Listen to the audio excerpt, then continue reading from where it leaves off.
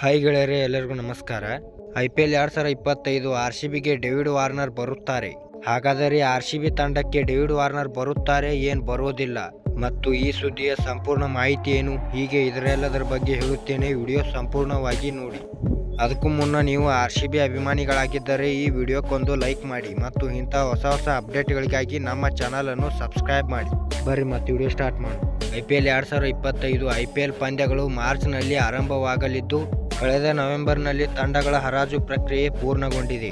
ಈ ನಡುವೆ ತಂಡಗಳ ಸದಸ್ಯರ ಕುರಿತು ಸಾಕಷ್ಟು ಸುಳ್ಳು ಸುದ್ದಿಗಳು ಸೋಷಿಯಲ್ ಮೀಡಿಯಾದಲ್ಲಿ ಭಾರೀ ವೈರಲ್ ಆಗುತ್ತಿವೆ.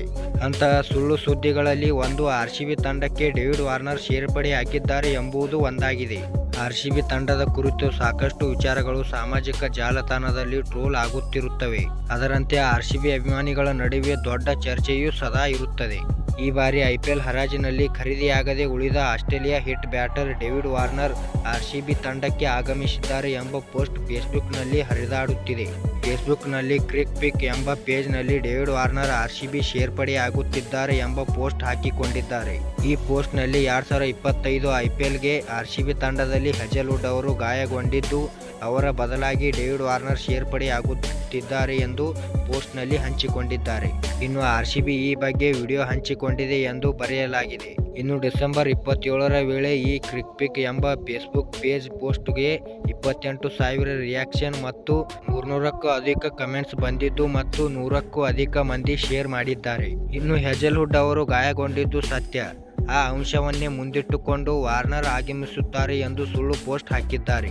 ಇನ್ನು ಹೆಜಲ್ವುಡ್ ಬೌಲರ್ ಆಗಿದ್ದು, ಅವರ ಜಾಗಕ್ಕೆ ಬ್ಯಾಟರ್ ಬದಲಿ ಆಟಗಾರನಾಗಿ ತೆಗೆದುಕೊಳ್ಳಲು ಸಾಧ್ಯ ಇಲ್ಲ. ಇನ್ನು ಹೆಜಲ್ವುಡ್ IPLನಿಂದ ಹೊರಗುಳಿಯುವುದಿಲ್ಲ, ಗಾಯವನ್ನು ಸರಿಪಡಿಸಿಕೊಂಡು ಭಾಗಿಯಾಗಲಿದ್ದಾರೆ ಎಂದು ಸುದ್ದಿ ಮೂಲಗಳು ಹೇಳುತ್ತಿವೆ.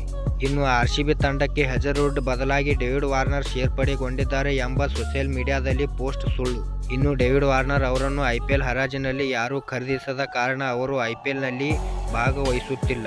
ಧನ್ಯವಾದಗಳು. ಇಲ್ಲಿವರೆಗೆ ವಿಡಿಯೋ ನೋಡಿದ್ದಕ್ಕೆ. ನೀವು RCB ಅಭಿಮಾನಿಗಳಾಗಿದ್ದರೆ ಈ ವಿಡಿಯೋಕ್ಕೊಂದು ಲೈಕ್ ಮಾಡಿ ಮತ್ತು ಇಂಥ ಹೊಸ ಅಪ್ಡೇಟ್ಗಳಿಗಾಗಿ ನಮ್ಮ ಚಾನಲನ್ನು ಸಬ್ಸ್ಕ್ರೈಬ್ ಮಾಡಿ ಮತ್ತು ಹಂಗೆ ನಿಮ್ಮ ದೋಸ್ತರಿಗೆ ವಿಡಿಯೋ ಶೇರ್ ಮಾಡಿ.